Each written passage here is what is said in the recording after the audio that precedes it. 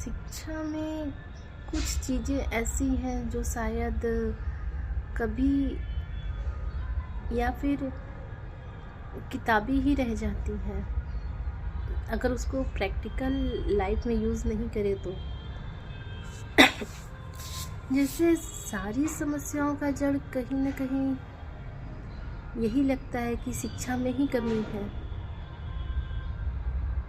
क्योंकि या तो शिक्षा का जो रियल मीनिंग है वो नहीं समझ पाते हैं, वरना तो पढ़े लिखे लोगों की संख्या तो धीरे धीरे बढ़ ही रही है। फिर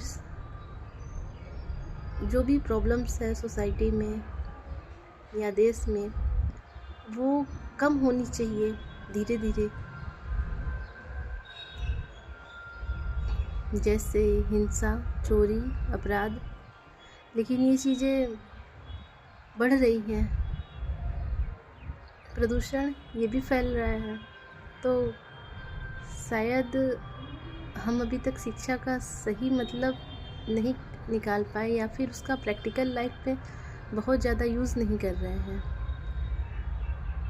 और जीवन की जो बुनियादी चीज़ें हैं उसको कोई शिक्षक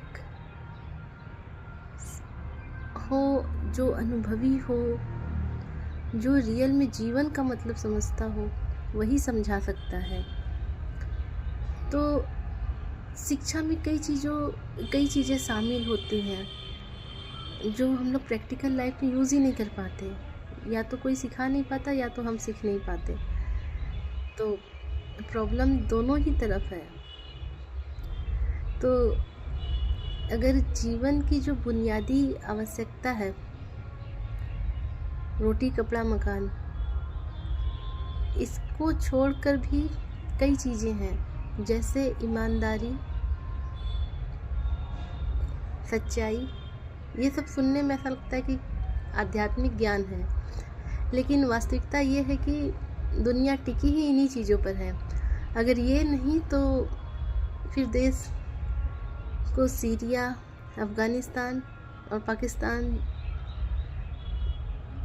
जैसी सिचुएशन आने में टाइम नहीं लगता है।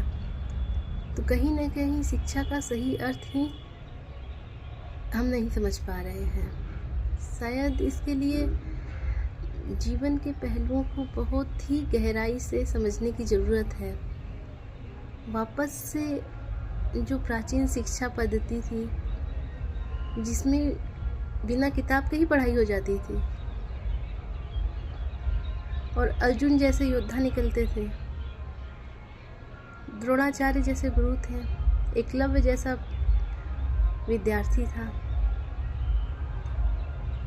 तो एकलव्य जैसे विद्यार्थी की ज़रूरत है और विश्वामित्र, वशिष्ठ जैसे गुरु की ज़रूरत है, जो जीवन की जो पाठशाला है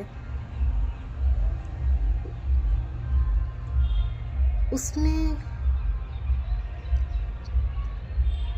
महारत हासिल हो।